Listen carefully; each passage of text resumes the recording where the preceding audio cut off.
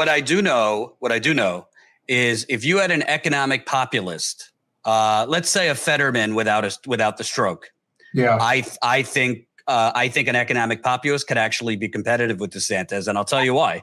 First of all, if you looked at that debate, he's super awkward when he's not around friendly media. He's not ready for prime time. He looks super awkward. He's very bizarre, and he's weird. Secondly, Florida property insurance is a disaster. Oh, yeah. Florida's inflation is above the national average. There is economic issues in Florida, and DeSantis is kissing ass of corporations when he's not challenging Disney. What is he giving $600 million in tax cuts? So I think an economic populist with a message of if I'm governor, here's what we're going to do to take on these corporate price gougers here in Florida. When I'm governor, healthcare is one of the fastest growing inflation metrics. We're going to push for single payer healthcare in Florida. I mean, I could go down the list.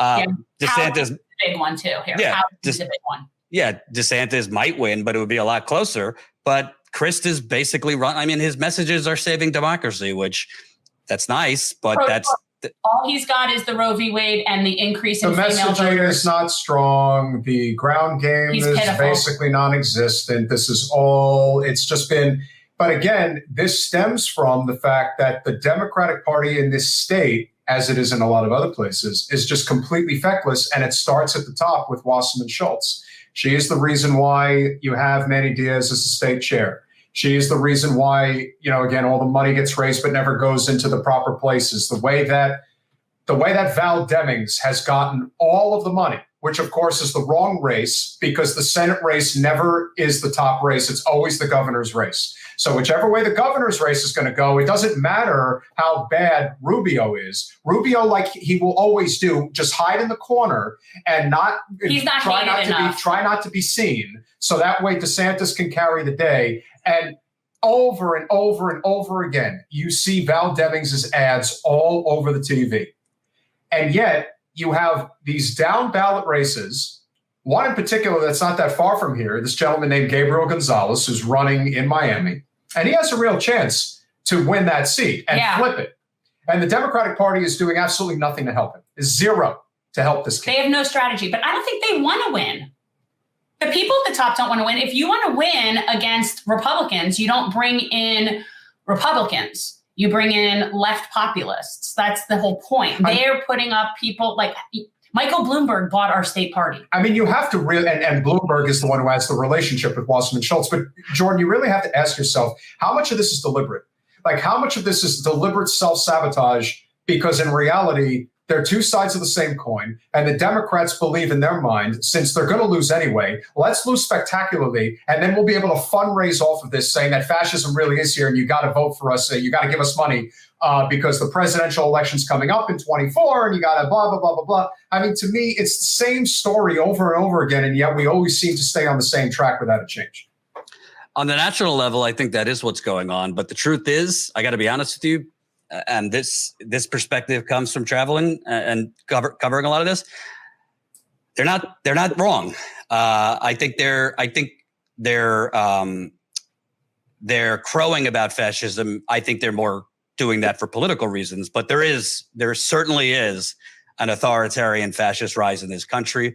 You have people like Marjorie Taylor Greene going around saying the killings have begun. Democrats are coming to kill you. You have Trump putting out like fatwas on Mitch McConnell with, all cap death wishes. Political violence is on the rise. Anti-Semitism is on the rise. I don't think that's really a political message to win. I think the Democrats, I think you're right, would be using that, when they lose the House, possibly the Senate, vote like your lives are on the line in 2024, because if Trump gets back in there or DeSantis gets back in there, democracy will be gone, which I think they would lose running on that because, they need to actually run what are you for? Right. But the truth is, I avoided when Trump was president, using the F word, Hitler comparisons, any of that stuff. But just in the last year or two, I really see the country is really a powder keg. I think political violence I think Trump's going to be prosecuted over these classified documents. I think it's going to usher in a real string of political violence. I think you have politicians no longer winking and nodding at suggestions of violence, but just saying it. So I do think we're in really dangerous territory. And at the same time, people are really economically fucked. I mean, nobody believes that this is a historic economic recovery. I don't even think the CNN anchors who say it, or, low unemployment.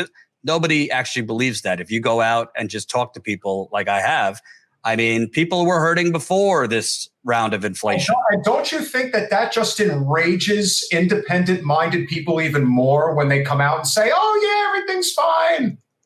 Yeah, absolutely. I think at the end of the day, you can't blame people who are really hurting economically, might have fears about being displaced, not having enough money for rent, falling behind on the mortgage, having to make tough choices in terms of groceries versus medicine. If, the sanctity of democracy is not the first thing on their mind, to have that comfort, that's a luxury for that to be your top concern. That's more if you're a suburban person who's doing fine, you might have the luxury of worrying about democracy and fascism. But for most people, you're worried about bread and, table issues. And the truth is, whether they actually mean it or not, the Democratic Party could have done some very simple things to be winning right now. I'll give you one. Biden, using the bully pulpit of the presidency, could have went on a fucking crusade against Joe Manchin over the child tax credit. The child tax credit, it's not my preferred policy. I would be more for like a UBI or something like that. But the child tax credit, once that was put in, Biden's approval rating went way up. Democratic Party's approval rating went back up because, shocker, when you give people money to help them, particularly working class people, poor people, they tend to want more of that policy. But when Manchin blocked extending it, Biden just went out like a candle in the wind. He didn't fight him on it. He didn't pressure him. He didn't shame him. I think if he did all those things, there was a shot that would have been extended. There was a shot that would have been extended for another year. And if that was extended for another year, I promise you the polls in terms of who do you trust on the economy would look a little different. And that's just one thing he could have done. There's a lot of other things he could have done. I already talked about. We give $15 billion a year to these fossil fuckers in free money. JFK, when the steel companies were price fixing, he threatened them publicly and said, oh, I'm pulling these submarine contracts from U.S. Steel and others. I'm going to give the contracts to companies that aren't price fixing. They folded in days and lowered their prices. So, devil's advocate might say, oh, Jordan, these fossil fuel companies, they don't care. They wouldn't have done it. I don't know. If you're dangling it, they're looking at the long game too. If they're going to lose $15 billion a year as an industry, yeah, they might lower prices by 75 cents to $1. That would be a big political winner. He's not going to do that. I'll tell you why. We live in the United Corporations of America. Wall Street is the biggest investor of the fossil fuel industry, and Wall Street is the biggest donor to the Democratic Party. Thanks for watching. If you want to support our mission to transform politics into service, please like this video, subscribe, follow us on social media, and consider joining our Patreon, where you'll get early access to our interviews as well as other exclusive content. Links are in the description. Peace out.